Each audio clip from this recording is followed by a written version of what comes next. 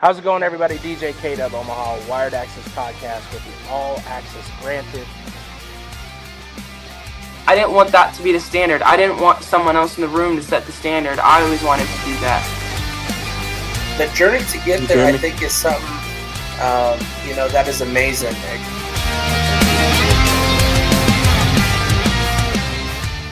Let's get this podcast started.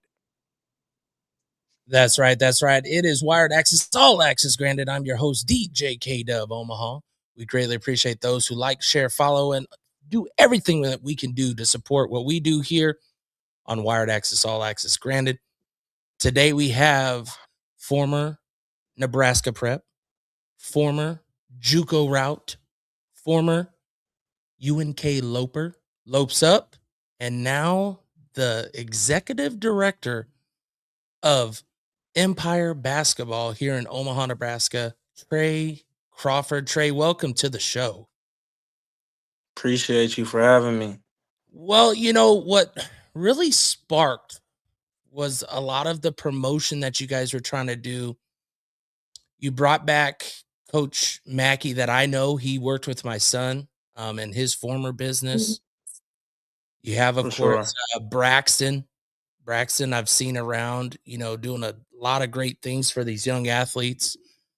And like with Braxton, I remember him when he was just a after school guy down here at Walnut Creek in Papillion. He'd be the after school hostess, and he just the way that I saw him connect with kids at that young age and the way that he does it in basketball. To me, it's about finding people who are good for not only teaching the game, but can connect with kids at different levels where they're at and meet them where they're at. Of course, we know there's a lot of AAU teams out there. There's a lot of UA teams out there. There's so many options for parents to have. You're coming back to Omaha, of course. Your uncle is a great representation of Omaha. So to see that you're trying to do your part in what you love with basketball, it just makes sense to bring you on, give you a platform, allow you to kind of talk about Empire, but also more and so give people the idea of the history of Trey himself. He went to Omaha Bryan and, going to an OPS school is not easy unless you're at like a powerhouse, like maybe a North or, but when you go to a Bryan, which has had a great better history than some when it comes to basketball. You guys have represented in basketball. You didn't jump ship. You didn't leave. You could have left. Then you go do a little bit of the hard road. So like those parts of your story are so important because kids nowadays, as you would probably know this in fact, have to understand that the route to get to wherever they want to be in basketball might not be that D1 right away or bust. And some kids get that in their head. And the best part about you guys having this is you get to show them a way to understand how the basketball could take you and never give up on those dreams. For sure. When you think of, your high school experience and you think of just like the support back then, I mean, you've seen the AAU basketball just grow since even when you were in high school, and that isn't that long ago. Yeah, for sure. What do you remember about? That's because you said what? What do you remember about your support, like in maybe even before high school? Because of course you guys are hitting kids all the way down to what, 5th grade? Third. So what do you remember about basketball and some of the AAU or the select basketball growing up for yourself? I remember like the road trips. I remember, just bonding with different coaches and just seeing different sides of the world and different states where we traveled to. But me growing up, we didn't have like no circuit teams. Like it wasn't so many circuits. It wasn't no like how now we got Under Armour, we got Nike, we got Adidas, we got Puma, we got Kyrie starting his own circuit with the Anta stuff. Like it's just so many circuits now. when I was playing in high school, when I was playing in middle school, we didn't have no circuit teams in Nebraska. It wasn't even that many circuits. It probably was Nike and Adidas and Under Armour. It wasn't all these other, New Balance and all the other stuff. They didn't have their circuit started yet. So in Omaha, we're a small city. So we really didn't have no organization that really had an outlet really for us to get out of here or get seen. I don't want to say get out of here, but get seen by college coaches. Like when I was in high school, I played for Omaha Elite, but we wasn't sponsored by no shoe deal or nothing like that because they wasn't. It really was like like it wasn't not. It was non-existent in Nebraska. Like we didn't have that. So by my junior year, OSA they ended up getting I think on like Adidas Gold or something like that, and they kind of had 1,000 kids, so they had their team already set and stuff like that. They wanted me to come over there, but Adidas Gold, you wasn't going to be playing in front of no college coaches that first year, so it was really pointless for me to leave my organization that I was at, and I'm kind of a loyal cat. So yeah, like it's changed a lot though. It's changed a lot. I feel like, if we had those circuit teams here when I was playing or anything like that, then we would have a better opportunity to get, to the big stage and to bigger schools and stuff like that. Now, of course, since you've been in high school and even when you were, the basketball 24/7 all year round has been kind of pushing more and more. For yourself, Yeah. do you feel that's a benefit to certain athletes and some that don't? What's kind of your thoughts on the multi-sport athletes, and how will Empire work around that with athletes to keep their love loyal to who they are and not just a sport that they love to play?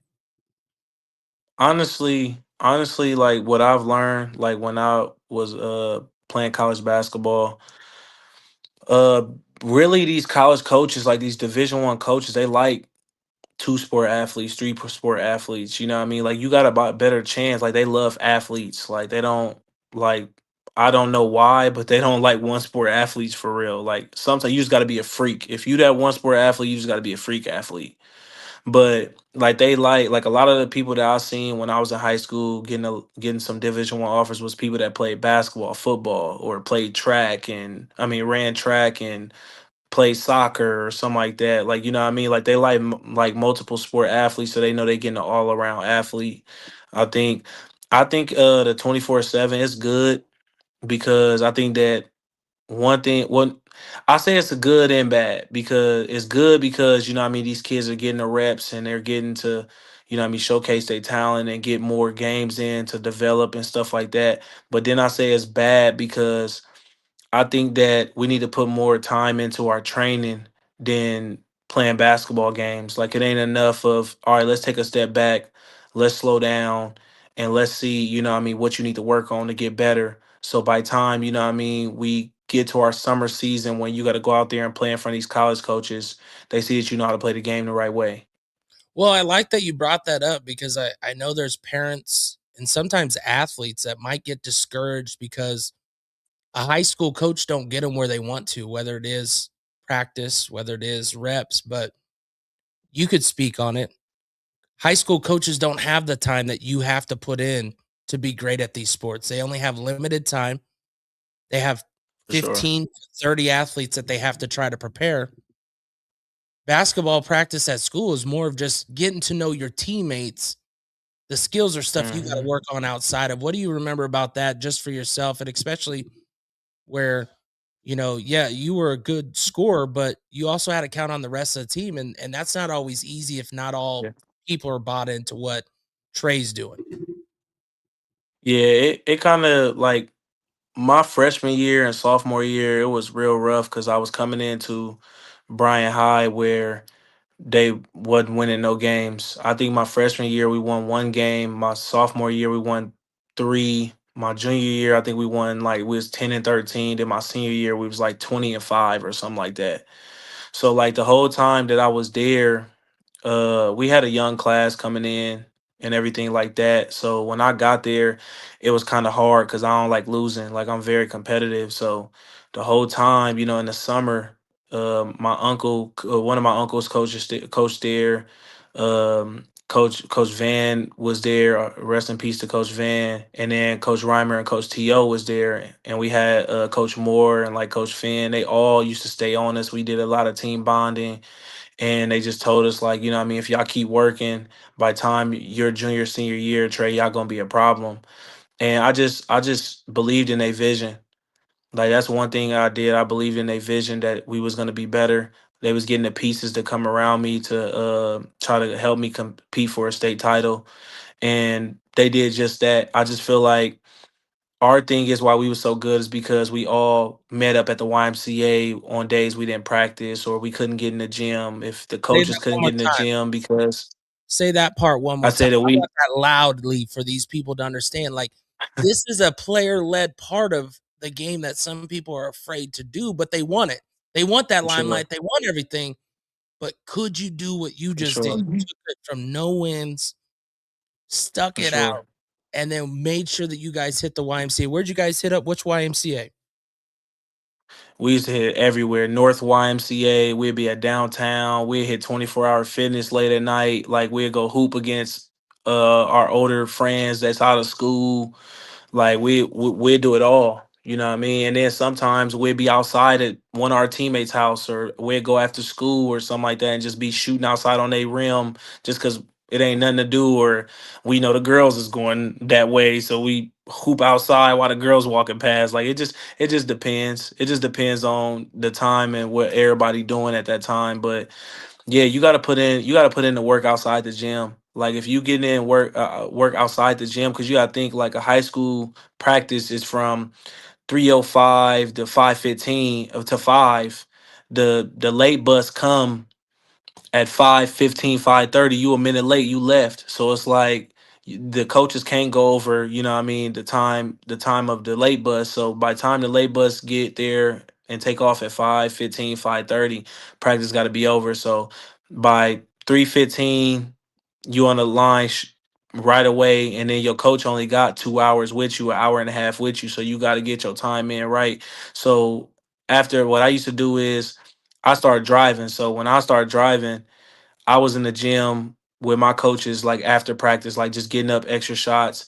I used to always shoot against my coach Galen Gully. He was at Oh, Bryant High with we the had Coach patch. G Yeah, on he was. our show. We had him on the Wired Access Yeah, back when he was with Brian, yeah, Bynum and them, and yeah, just seeing someone. He's another great example that was before you for that sure. stuck it out, and it's easy to leave, but I think what you have learned and got from that experience, and you speak on it, should speak volumes to what Empire basketball is going to be, because you got Oh to have yeah, for sure. that adversity. You got to have that strength to overcome. I mean, in your family, how did your family keep you level on this part? Because it is easy for outside people, family, friends to easily go, "Come on, Trey, we could go out to Miller North.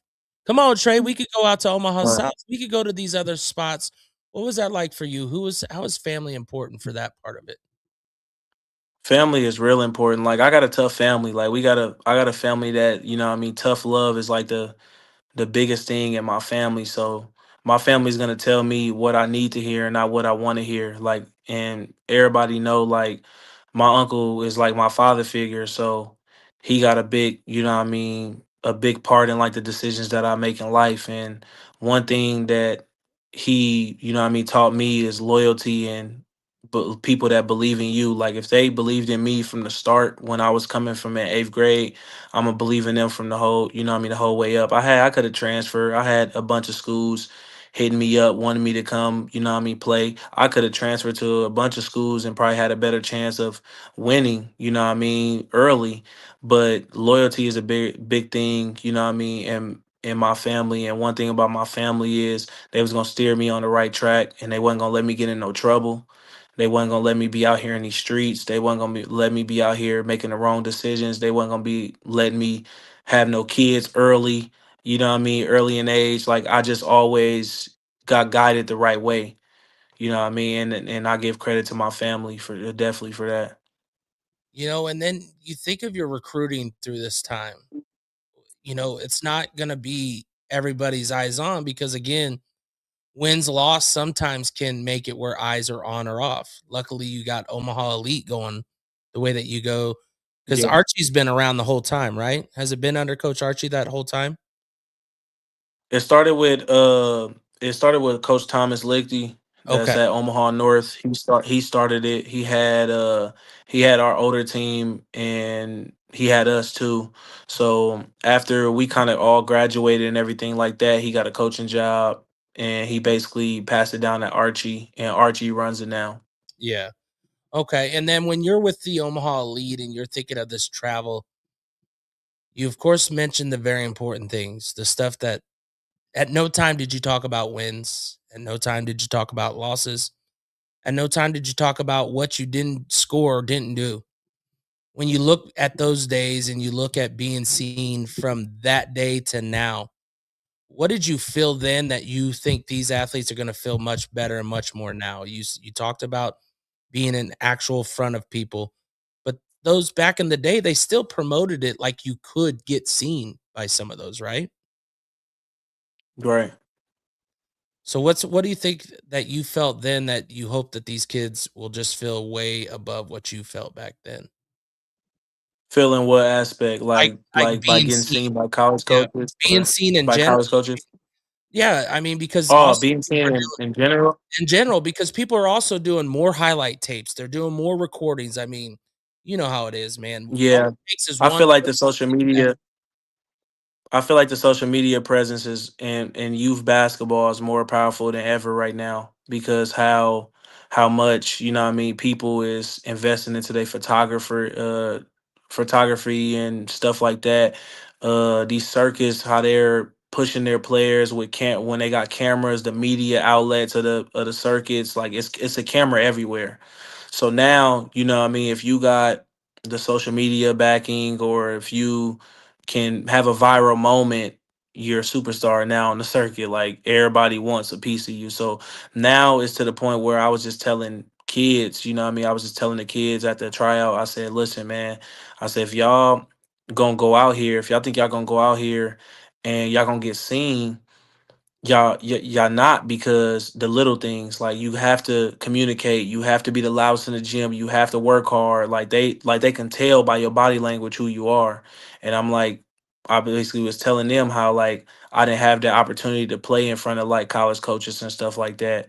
So what I mean, when I told them that, the tryout like went very well, like everybody was busting their butt, like trying to make the team and stuff like that. And I see it in them. But I think that with people like getting seen now on these circuits is great because like I said, it's just so many cameras.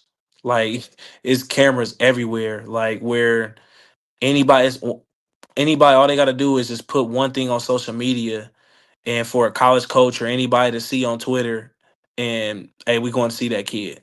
Like they ain't even got to be there, and Nope. it's gonna be a camera everywhere for them to get seen. And you got to be careful with those because it could go vice versa. I know when my Vice son versa. was doing a little bit of the circuit, probably the hardest talks for coaches is also making sure these kids, when it is those college premieres, to understand that there's just because you take 24 shots and you might make two doesn't make you the player that they're looking for.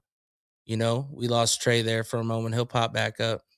But just because you're out there shooting in front of these coaches doesn't mean that's what they want to see. They're looking at a whole package. They're looking at the total package. They're looking to see if you're going to be a player that they want a part of their system. So you have to remember that you have to show when you're out on these courts that you fit into the coach's system that is coaching you. That way, then those coaches know if you're going to fit into their circuit and you're able to adjust to their culture and their way they play, because those are the number one important two things is making sure that you fit the mold at these colleges. And hopefully we'll get Trey back here shortly, but that AAU circuit can be a great thing and it could be something that makes you go, man, I messed up because I tried to do too much of me and not as much of we. All right. It's all good. I was just talking for a moment, just kind of talking on that piece of where it can be a blessing and it could be a curse. You know, if you're a player that thinks that these coaches want to see you shoot 24 shots and you only made 2 and you didn't fit into your coach's scheme, you didn't do your role for that game because Trey, you could talk on it, and especially as you work your way up to D2, is you had to fit into someone else's game scheme. It's not just go run it, Yeah, like and you got to be adjustable. But if you think you're at these coaches, AAU tournaments where the coaches are watching, you're thinking, I just have to show him everything I got. That could yeah, bust real quick, and you'll be forgotten just as quick as you thought you would be seen because of the realness. I mean, yeah, you know, going through your AAU process and your recruiting, what do you remember about that? Where, of course, around here, people are like, "Come on, Trey, you're D1, you're go or nothing." But you, yeah. Like my thing was is that me coming up, me playing, I had the local schools like that wanted me. Like I could have went to UNO, but when I was supposed to go to UNO, one of the coach that was recruiting me resigned. So it kind of messed up everything. That's why I had to go to JUCO route because I had to pass my ACT and I kept coming a point short. So basically, by the time I got in JUCO and I did my year in JUCO, my 2 years in JUCO, he resigned. So it kind of, you know, what I mean, messed up the timing. But when you, in that aspect, like everybody got a role. Like just like the NBA, it's a business. Everybody got a role. You might be a 40-point scorer in college, but when you go to the league, you know what I mean, and you get on the Rockets, you got KD on there, and they like, hey, listen, KD is gonna get 18 shots.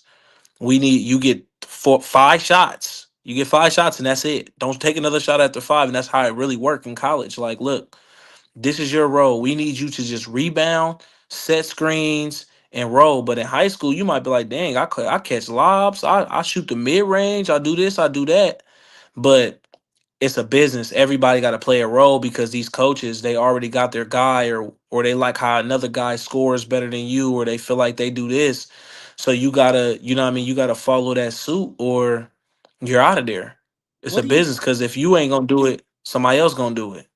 what do you remember about your recruiting with Omaha? Obviously, you mentioned the whole making sure that you had the ACT wasn't right. So Yeah. how does that conversation go with them to also prepare you to understand what route you can go? And how did you accept that knowing where, you know, obviously UNO is Division 1 now, you know, they're Division 1. They are our competitor. There's Division 1 in. Yeah. There's They're Division 1 in. yeah, and they're a competitor. They've obviously made it to the tournament, you know, and got their opportunity. But what was that Yeah. conversation like for yourself? How did you keep yourself to understand that the road is gonna be where it takes me, and if JUCO is where I gotta start, that is? Because I think more athletes that understand that they could start there and boost themselves to anywhere. And nowadays, compared to when you were there, it's a free 18 months as far as that's Yeah. 8 more months that you could play guaranteed.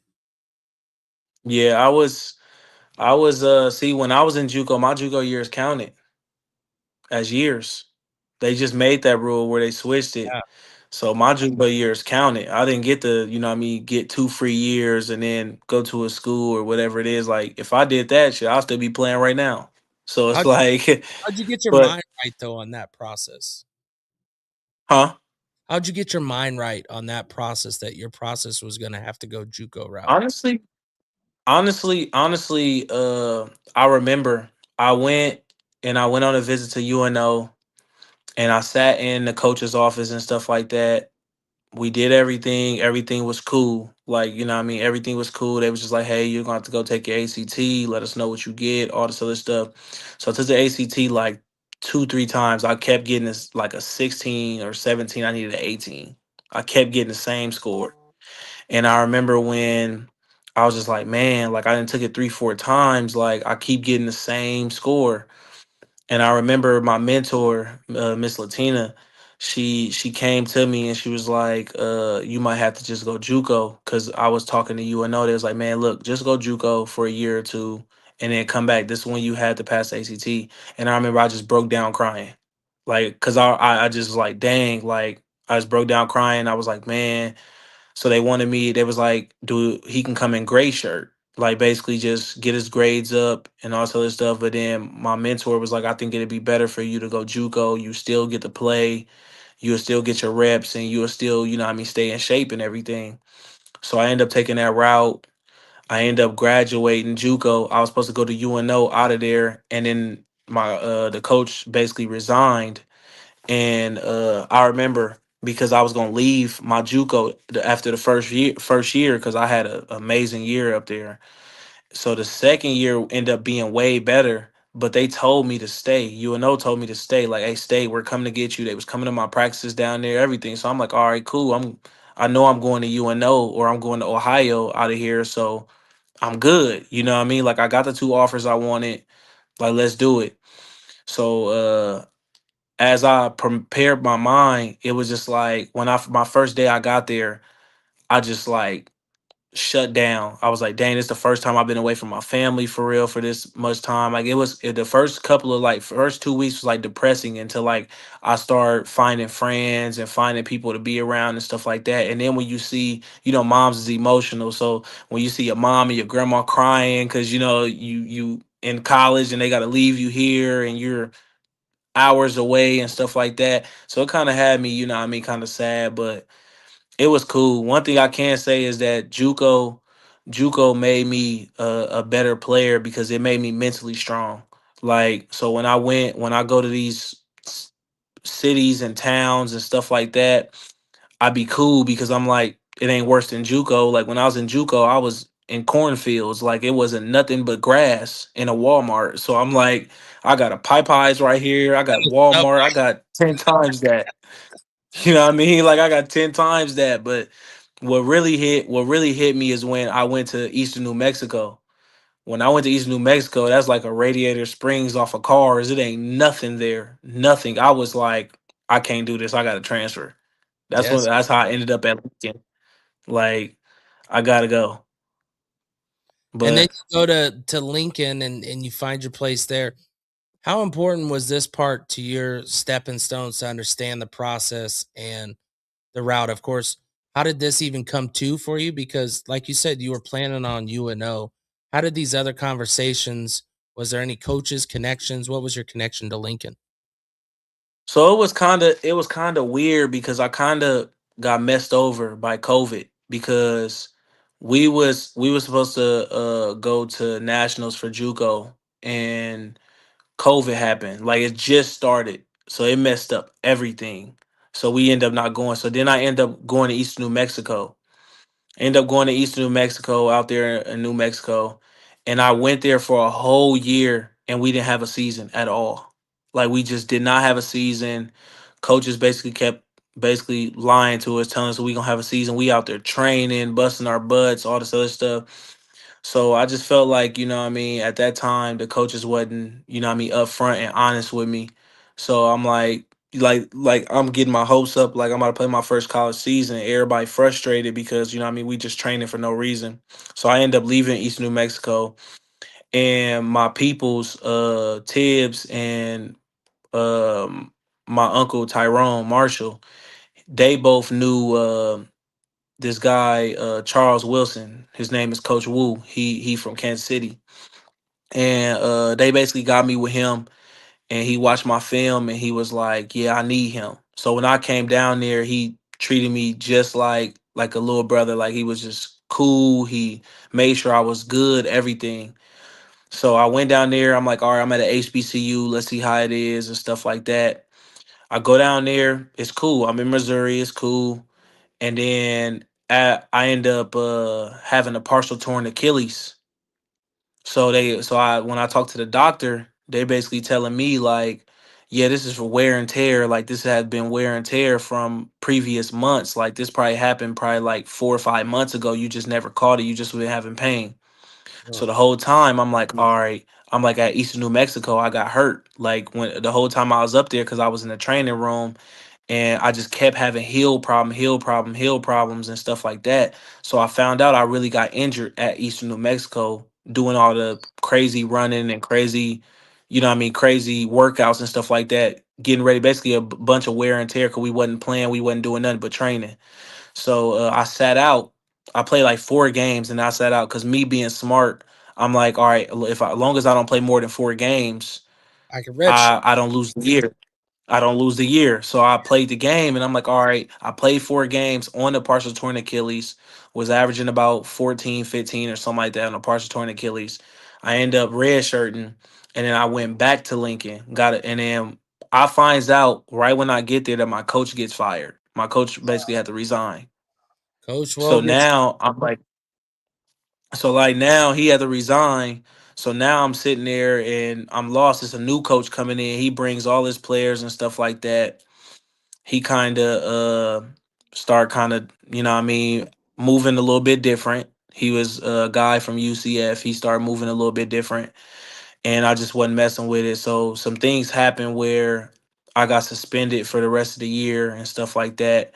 Uh, Basically not no legal action. Like I was good. Like not a legal action. Is basically, I had the right to have what I had, but basically I had to I got suspended the rest of the year, and then I end up going to Carney, and then sometimes politics play and don't play in your way, and I got hindered for being associated with somebody that's just successful. Basically, I got hindered for who my uncle was out there, and so yeah, Wow. And these are good things to make sure people understand, because you talked about loyalty, you talked about trust, you talked about finding the right coach and the right person. Like you said, Coach Wu had you, the coach at UNO had you.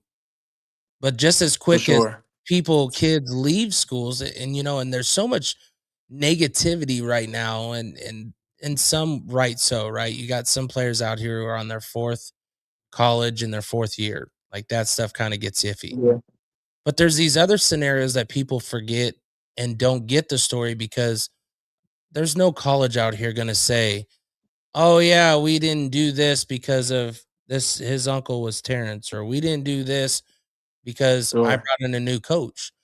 But once a whole new system for comes in, sure, you weren't playing into what that coach's system, and you have options, right? You can continue to sit there, but you sat it out and you found the Lopers, which didn't mean that it was better, but it was just playing those roles. And I hope that one parent, one athlete just understands that these roads aren't just this golden road that's going to be, here it is, a direct shot from high school to college to wherever you want to go in the NBA, the G League, all that.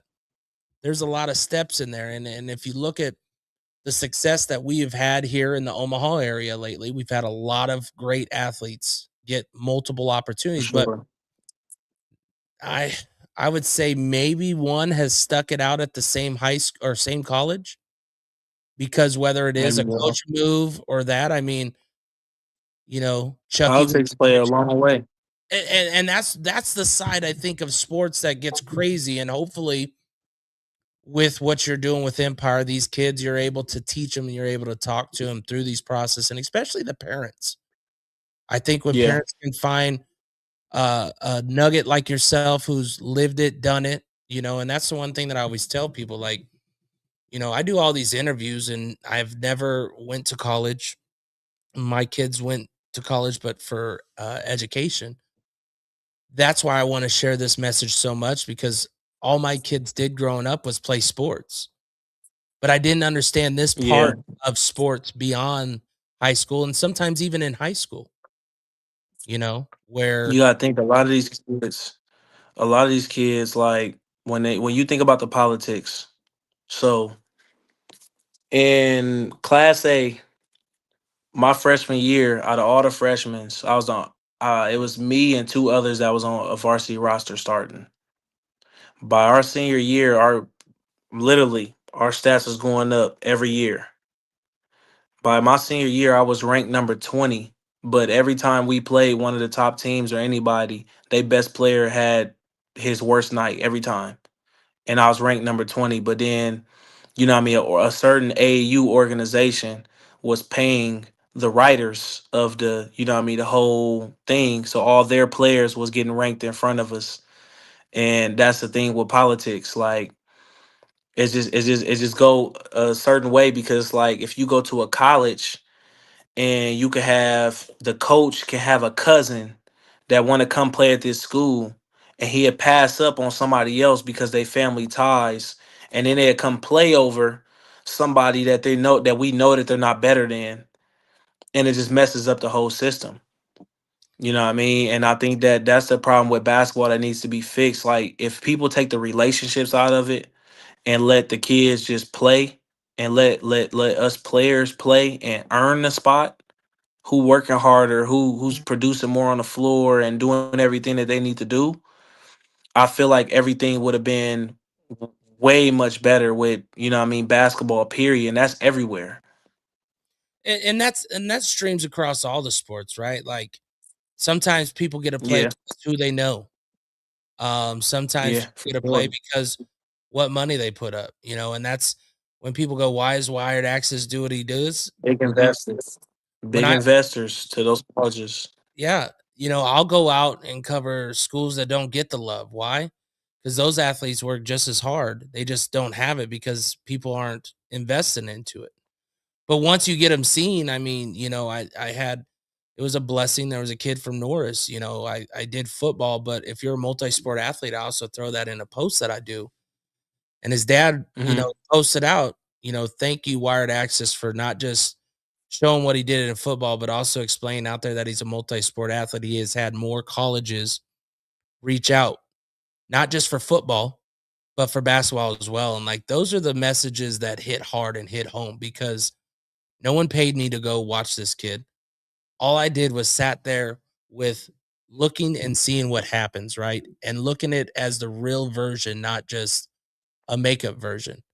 And it's kind of like probably on those nights, like you said, where you might be going up against one of the top guys. He doesn't score good. No one's going to post that he didn't score good. But on the flip side, For sure. doesn't mean they're going to also post that you did good. And that to me is For where it sure. All they matters, gonna do right? is say that we won. I'm not saying that I got to bash the other kid because that doesn't make me right either. Like I'm not on that. But I am gonna call Right. what I seen and what I can tell. And of course, I'm not no professional, and I let the people kind of work their own way out of it. But 99.9% of the time, I'm just painting a picture of what reality is, and not just this. Hmm. Hey, I was told to go watch this kid. And that's the blessing that I've had of being able to cover the high school sports. Of course, not as much these past 5 months with moving, but I'll be ready to get back into it. But with Empire, you guys, what brought that to? Of course, you get done, you see all the sides that you've seen, you come back to Omaha. What makes you come back to Omaha and stay in Omaha? Honestly, after I went through the politics last year at Kearney, and I got hindered, you know what I mean, for Bud Crawford being my uncle and stuff like that. I just, you know what I mean, sat back, and I really just didn't even know what I wanted to do. Like I graduated college, all that. Like I completed college. So I sat back, I really didn't know what I wanted to do. I just was sitting back like, man, what do I want to do? So I have a lot of people just always contacting me like, man, you should do this, you should do that. Like, let's start an AAU team, blah blah. Blah. But they didn't bring nothing to the table. They wasn't bringing nothing to the table. So my college coach is so funny because my college coach, Mitch Ronco, he just finished up at Kearney literally like yesterday. Their last game was yesterday. So he came to me and he's like, "Hey, you should start an AAU team, and we can basically get them on the circuit, and you can have some. Even if you do want to still go overseas, you can still come back to something. You always got to have something to come back to. Like regardless of the situation, like you can have people running it. You just the CEO, have people running it, do good, and you can go overseas and have a career over there and still come back and you know what I mean, and do your thing on the AU side. So I'm like, yeah, you right. You know what I mean? Like right now, I'm just healing up from all the stuff from last year, healing up, ankles and stuff like that. So just give my body time to rest. So when he said that, I took in consideration. We sat down. I looked at the pros and cons. Then I looked at what I went through with AU and high school basketball. Then I looked at how could we make this program better than every other program. You know what I mean? That would make people want to come and play for Empire. So as I was sitting back, I just looked at it and I was like, you know what? We're gonna have an educational side. We're gonna make sure that these players get to college. We're gonna have a development program. We're gonna sit down and talk to these kids about life. You know what I mean? Like character skills and stuff like that. Talking about life, trying to keep them off the streets. We're gonna talk to these kids' parents, make sure everything is right at home. Anything we can help with, you know what I mean? Let us know because, like I told everybody else, when these kids leave basketball, if they live down north or whatever it is, or they got a bad household, they still have to go back to that household after these 2 hours of practice. You know what I mean? So we need to create an outlet to where this is their safe space and where they love coming to practice and they love getting better and stuff like that, to the point where they don't have to worry about, hey, if we gonna get a meal tonight, or if we're gonna be able to go home and our lights and gas is gonna be on, stuff like that. So with me, how I went through the politics and stuff like that with basketball, period, because I was I basically had everything but Gatorade Player of the Year. So by me having that, and I'm like, dang, I only had UNO, Nebraska, South Dakota, stuff like that looking at me like, how? Like, there's no way how. So I'm like, we need to change, you know what I mean, the narrative and culture and getting more kids to college and out of here. It don't even have to be a Division 1. But the kids that's supposed to go Division 1, we have to do our job and get them to a Division 1, because us, by starting a program, if they're good enough, we should have the power to where we can get them to that school that they want to go to, or help them with their dreams and aspirations. And I think that that's where Empire is going to separate themselves, you know what I mean, on a strength and conditioning level, on a training level for basketball, on the character skills about households and parents and stuff like that, on making better people all around. I just think that, you know what I mean, that's going to help a lot of kids. And I think that our ACT scores and everything will go up too, which now they don't have to pass the ACT to get to a college, like, basically. But still, we want these kids to be able to still have that 2.5 GPA where they can get into a college and they ain't got to worry about it. Because a lot of these athletes, we have a lot of athletes here. We have a lot of athletes in Gretna and West Omaha and North Omaha that can be Division 1 athletes and have a chance to get out of here, but they can't pass. So like I told them, I don't care if we lose every game. Like, I don't care if we lose every game, but long as we're making good people, we getting these kids out of here, and these kids are going to college and graduating college. I feel like we did our job. It's the beyond the game stuff that, your reality, and the good thing is your age, you're able to connect with them, right? Because they haven't Yeah, forgotten. It is for harder sure. for, me to pass on the message at 40, like people don't, they're like, oh, it's like a parent, right? But when they see someone that they could see closer in age or stuff, like those are very impactful moments that some people forget. When you look at your um crew that's a part of the empire, how important was that selection, and what all kind of went into getting the people in the right position for you guys? How was that process, and what should fans or people who are gonna hopefully someday, whether it's this year, next year, or down the road, should know about this group of men that are looking to lead this Omaha Empire?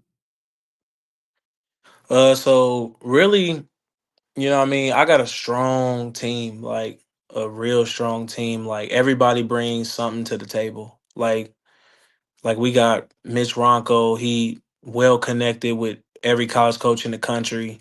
He got relationships with powerhouse AAU teams that we can, you know what I mean, get them to come to play in our tournaments down here. We can go play in their tournaments.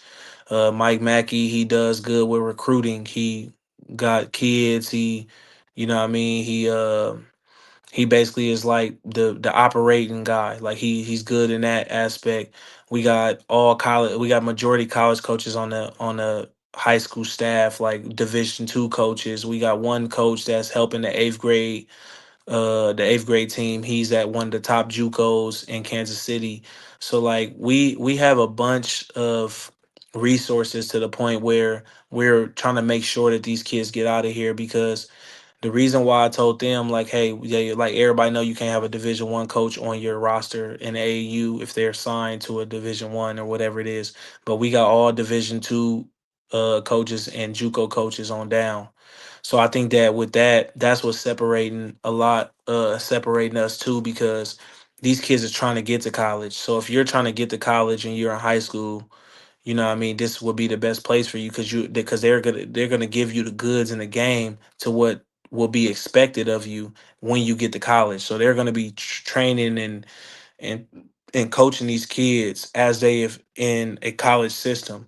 And that's what I told them, like, we need to start early, you know what I mean? So these kids, you know what I mean, it's like normal to them by the time they get to college. And I think that's what, you know what I mean, is so good about having a strong team, because even with us having college coaches, they have resources too. So if they like, all right, I won't take him, but somebody I know who will take him, that's good enough too. And then with the behind the scenes, like my lawyers, my uncle manager, my uncle, like my cousins, like I got a couple cousins that's on staff, and they just bring so much to the table, because like we got a couple deals that I'll be releasing soon that, you know what I mean, the AAU team will be sponsored by and stuff like that. People will be very surprised. We got a bunch of more kids, you know what I mean, that's gravitating over, that's coming over from other programs and stuff like that, because they see the programming, like what we're trying to do. And you know what I mean, my cousin, he's hands on with like the younger kids. And then we got my brother, Tyrell Carroll. He's another one that played at Omaha North and Miller South. He played professionally basketball overseas. He played at Missouri Western and Angelo State. He got records there. He's our head training guy. So he bring a lot to the table, because he trains all the kids. Like every kid in North Omaha, every like a lot of kids in West Omaha, Lincoln, they all go to On the Rise training. So bringing him in, bringing in his brand, and trying to, you know what I mean, help him as he helped me. Like he's trying to help me get kids. I'm trying to help him push his brand and get more kids, you know what I mean, in his training, in his training program. I just think that everybody that has something to do with this is, you know what I mean, an asset. You know what I mean, they're an asset to this program, and that they're bringing something to the table that I feel like nobody else could. And like our board, like we got some very powerful people on our board that's active in the community, that's, you know what I mean, have a lot going on in the community, like Omaha Empire. I ain't really announced it yet, but Omaha Empire, we will be basically combining with the Junior Supernovas and Danny White, the owner of Supernovas. So basically, we had the volleyball and the basketball on side of each other. So that is a big time move. You know, what I mean, by me and my team to link up with them, because as you know, the Omaha Supernovas is like one of the biggest volleyball, like they got the only professional volleyball league. So with us being next to the Junior Supernovas, it's a lot more, you know what I mean, sponsorships and deals that's gonna come to Omaha Empire very soon that we've been working on. So it's everything is just falling in play where it needs to be. You know what I mean? So we just keeping our head down, trying to stay grounded, make sure that we're doing right for these kids. And the good thing about it is everybody over here on this team, it's not about money. You know what I mean? Everybody's in it for the kids. And I think that when it's not about the money and it's all about the kids, everything works, you know what I mean, perfectly. Like we don't want to charge no kids $2,000 to play 5 months of basketball or wherever it is. Like I just feel like that's too outrageous, because I was one of the kids that couldn't pay that. I was just Like gonna I couldn't say, pay that like, when I was 14, 15. it's not always, and especially with what you have brought up of some of the areas you're looking to really help out. Like I know I was involved in one where my son was, and every week there was a message about money. Now we paid our Yeah. stuff up front, and I understand that not Yeah. everybody can do that. Like, I have no disrespect to any family. Every family's different. We But a sponsoring a message lot should of not be kids too. yeah. A message should not be sent out just talking about that. And if it is, Right. there's only one people that it needs to go to, and that's between you and them Right. because you don't wanna push other people's business out there. You For don't need to sure. send a message as an example. Just send it to the people because then you can be on the same page as them, because what happens is when you send those global ones, they ignore them because they're like, "Oh, he's worrying about someone else." No, it could be about you. And I think it's just takes it where it makes it as a family who does pay, not enjoy it because I know that not everybody can pay that way. And I know that some of Mhm. these kids, this is their outlet. But if all you're doing is talking with the parents about money and not directly to a parent to where no one else knows that that's an issue, it makes it awkward. It makes it awkward for your family bonding. It makes it awkward where you're thinking, okay, well, I paid all mine. Did this person pay all that? I don't care. I don't want to know that. Mhm. I don't need to know that. Right. So finding sponsors, and it's not easy. It's not easy. Not easy. That means that your word of mouth has to be there. What is Empire's mission statement that is something that these businesses are gravitating to? You said what is the mission statement? What's the mission statement? What is it? Why is it that you feel like you're able to get some of these sponsors to follow what Trey and Omaha Empire is doing? Really, the biggest thing is I wish I could pull it up because I got a pitch deck, but it's gonna mess up the phone. No, but really the biggest thing is like I think the reason why a lot of these sponsors is getting behind us is because it's really about the kids. Like we're trying to, you know what I mean, feed these kids, you know what I mean, from like bring them up from the grassroots. And we're trying to basically get in the grassroots. Well, now we is in the grassroots program now that we're with the UAA and the UA Future. So we got in. But I think the biggest thing is that we really want these kids to get out of here. We really want to help the community. We really want to get out here and engage in the community. We want to at some point, you know what I mean, build a facility for these for the whole community to, you know what I mean, be able to go there, run tournaments and stuff like that. I just feel like when you're going to these different investors and people that, you know what I mean, donate to programs, once they see that you're in it, you know what I mean, for the kids and it ain't just about, you know what I mean, money and stuff like that, that make people want to help you even more. So, you know what I mean, with our statements and with us, we're more so telling them basically just our plans, like the plans that we have for the kids, like what we want to get to, what's the start, what's the end goal. Like we kind of just be very transparent with them, and you know what I mean, we basically show them how everything is going to go when it comes to our program and how is it going to be different and how is it going to benefit the kids and not us. Well, and you've talked about your uncle quite a bit. When you think of what Terrence has done in Omaha, and obviously the backing where people have backed him, and his word is bond. If you have to really say it, how has that Yeah. taught you to be and show you to who you got to be? Like, how's that kind of been for you to know that how important this Empire basketball can be if you just stick to those simple, basic, man to man way that you can handle things, where what you say is what you do. It's not a Yeah, matter for of sure. I'm going to give all these open-ended hopes and dreams. I'm going to take all these people's Hmm. money. It's Right. it's, it's got to be a lot of things in your family and especially your uncle that has shown you that you just keep your head down and you do what you've said you're going to do, and then the rest will work its way out. People will follow. Yeah, for sure. It's more so of, you know what I mean, he always taught me that like with a man, your word mean everything. So like if I look these kids in their eyes, I look these parents in their eyes and tell them like, hey, look, we're gonna get your son to college. That's what we're gonna do. Like it ain't no ifs, ands, or buts about it. So when it comes to stuff like that, it's just that just being very transparent. Like, if it's something that you can't do, you know what I mean? Let them know up front you can't do that. If it's something you can do, let them know up front you can do that. But don't just feed them no BS, because then when you don't fulfill what you said, now they looking at you crazy. Your word don't mean anything no more. And me as a man, that just my word mean everything to me, because you know what I mean. You ain't no man without your word, and that's what I've always been taught. Man, I love that. I always tell people once you lose that word, you ain't got nothing else to lose. That's all you needed to lose.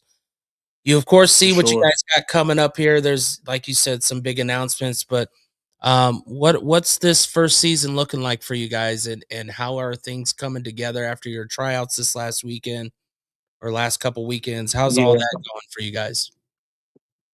Uh, it's going good, man. I'm glad the tryouts is over. I like the hardest part is I really don't want to cut no kids, so we're thinking about having 2 teams per grade level. I really don't know yet. Just it's really gonna come down to if certain players, you know what I mean, wants to be on the second team or whatever it is, but we're just gonna have to have them honest conversations with them.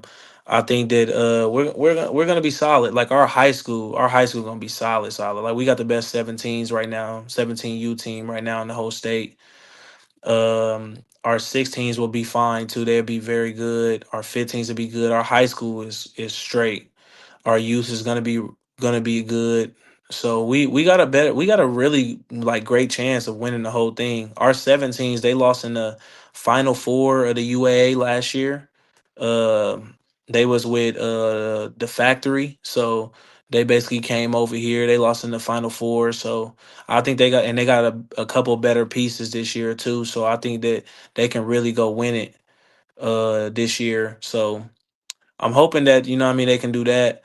My main focus is, you know what I mean, just making sure we putting out good product, putting out good content, making, you know what I mean, making sure that everybody in Omaha know exactly what's going on and how we're doing on these circuits and who won and who lost or whatever it is. Like, we're just gonna keep, you know what I mean, promoting and putting this thing out here, so you know what I mean, we can make a pipeline out of Omaha. That is the biggest thing that we're focusing on, is getting these kids to college, doing right by these kids, and making sure they get to college. But we really want to make a pipeline in Omaha where we can have people respect Omaha basketball.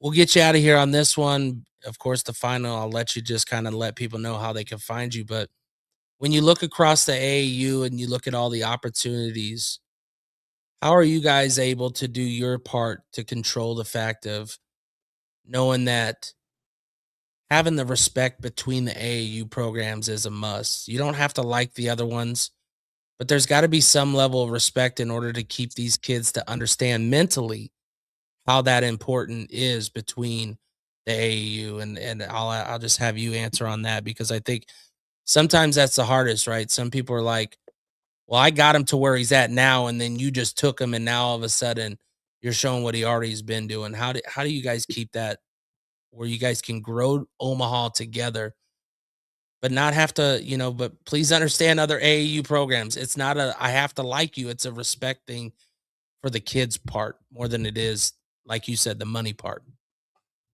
So the crazy thing is that right now I've been working on bringing all the organizations into one, coming, you know what I mean, coming with us, and we building one big powerhouse with all the kids. You know what I mean? So it's gonna take a little bit of time, you know what I mean, to get people on board, get people to come over, and we just make one big team. Because back in the day, as I'm hearing, is that it's always been, you know what I mean, they had one circuit team and they all traveled, the best players, and you know what I mean, they got players out of here. But the respect is everything, because you never know who you're gonna need. You know what I mean? That's why like it's a lot of people that's probably, you know what I mean, mad at people that, you know what I mean, is with me or that recruited kids or whatever it is. But one thing, like I always tell them, it ain't nothing personal. It's just business. You know what I mean, at the end of the day. And I just hope that one really soon that Omaha, we can come together and we can make one big team and everybody work together. That's the biggest thing that I want, you know what I mean, for us, because everybody's just so divided. Everybody's just, you know what I mean? Oh, I had this player, I had that player, this my kid, this they kid. Like, no, these parents' kids. And what they gotta realize is that these kids is too young to make certain decisions for themselves.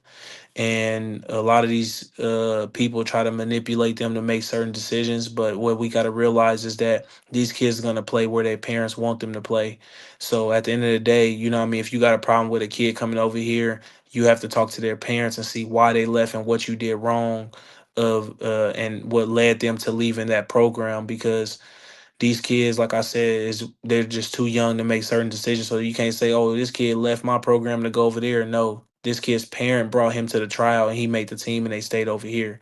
That don't have nothing to do with that kid. So, and I think that these coaches, they just got to stop hindering the kids. Like I told a parent the other day, and they said, "Hey, we want to go down and try the Mocan route." I said, you know what? I said, I want what's best for your kid. I said, if you're gonna go down there, go down there. I said, if nothing don't works out, they still have a home over here with Empire. Like, I'm not holding no grudge, because at the end of the day, that's your kid's career, and I want what's best for your kid. So if your kid is gonna get seen better than what he would over here, I want you to go do that and try that out. So basically, you know what I mean? If it's something where it don't work out for them, we're just not gonna kick them to the curb. They could come over here and they could still play, and we'll still make sure we have a spot for them. And the one thing that, you know what I mean, this person parent said, that's incarcerated, he basically said to me, like, hey, like, I respect you for that. My son won't play for nobody else in Nebraska but you. And you know what I mean, he was just like, I like how you kept your, like, how you're keeping your word. I like how you know what I mean, your programming is, and I like how you was just honest and understanding of what plans we have for our son. And I was like, that's totally fine. I respect that, because I wish I had that type of guidance. You know what I mean, where somebody be like, hey, look, let's go down here, let's drive down here and try this. You know what I mean? I never really had nobody that was like gonna take me under their wing and be like, oh yeah, let's travel and do this. Let's go to this camp. Let's go to that camp. You know what I mean? Now you So get to share I all that respect it. knowledge. It's a Yeah, blessing. for sure. I of course appreciate your time. I appreciate those who like, follow, share. Remember, you can find this series on characterchronicles.com. We're under Wired Access Podcast, all access granted. The StreamYard is also brought to you by the Omaha Beef. Their season starts this Saturday, March 7th. Come on down to the Liberty First Credit Union Arena, 6:30. And then they run it from there. They're the spring football if you're looking for football. But Trey, we'll get you out of here on this. If people are looking to either help sponsor or even just look at what's all going on with the Omaha Empire, how can they find you guys on social media, websites? What's that for them? You can follow on Instagram at Empire bball.com. You can, and it's the same on Instagram. You can follow on Facebook at omahaempire.com, or you can go to the Empire bball.com on the website, and that's the website. That's how you will find us. When's your guys' first tournament? Oh, we lost him. It's all good. Well, again, like I said, I greatly appreciate what Trey and them are doing. And I just like to share so people get their own perspective. You can look at the athlete, you can look at someone who has been through it. He has not only been an athlete where he brought a team and stuck it out with the team. That to me should already show you some leadership, dedication to the process. Then he went the JUCO route because things weren't right in his grades, right? He didn't have that understanding. He got an understanding, got his grades through JUCO. Went up and found another college, and the other college, I'm just going out on this. You're good. I was just explaining to my followers and those who might watch this of just the importance of why I brought you on. You know, it leads back to you were a former Nebraska prep who stuck it out. You did things that most athletes won't do today. That should already teach you the heart that you For, got to teach other kids. You went the JUCO for route, sure. good, some bad. You went the Division II, some good, some bad, and some things that other people don't realize on the outside that you're willing to share, like the politics, because it's real. You know, there is people that you could be around that just might not read into someone else's looks, but that shouldn't hinder you on playing a game that should be based sure. off skill and what you do in practice. Now, if you didn't come prepared, then that would be between you and the coaches, and only you and the coaches. But from what you've said and the fact of what has been known for multiple times for different schools, not any particular, who you know, what you do could totally change, make or break what you do. So you need to surround For yourself sure. with people that are believing in you and trusting you. And coaches come and go just as much as these athletes. So stop just posting about athletes transferring and thinking it's all negative. You don't know all For the reasons, sure. don't know all the insides out. And what I love is just the fact of you guys looking to get these athletes an opportunity, because coaches don't have time at school. If you're able to talk to them about the things that you guys have experienced, make connections with coaches. That is what this is about. The AAU is more than just paying the high price, if that's what some people have to pay for your son to go practice. There's more things to basketball that have to be given to these kids on the court, off For the court. sure. So I appreciate your time, Trey. I appreciate what you guys are doing with Omaha Empire. And of course, I'll be out, check it out, see what you kids can do. And when's the first tournament that you guys are hosting? We ain't hosting no tournaments this year. We'll be in the that Omaha tournament like the April 10th through 12th. I'll send you the schedule so you know. All right. Sounds good. Well, thank you again, Trey. And I appreciate it. I yes, appreciate it. So shout out to Wire Access, man. I appreciate you for having me. yes, sir. After this, just leave your stuff running for just a little bit. You don't have to stay in studio, and it'll just download everything. But anyways, remember, check out Wednesday. We got a Omaha Beef player coming on, Mr. CP3, who's also giving back to high school sports. And then no primetime beef huddle on Thursday. Why? Because we're doing the Sammy Strong, where there are people who are jumping into water doing a polar plunge. Will that be you? Come down. Liberty First Credit Union. And then I'll see you Saturday, Omaha Beef. We'll see you. Wired Access, all access granted.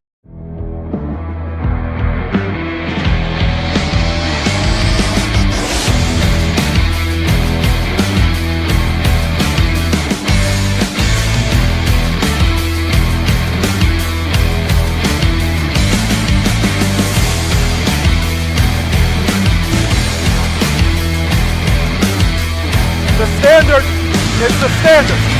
We set the standard.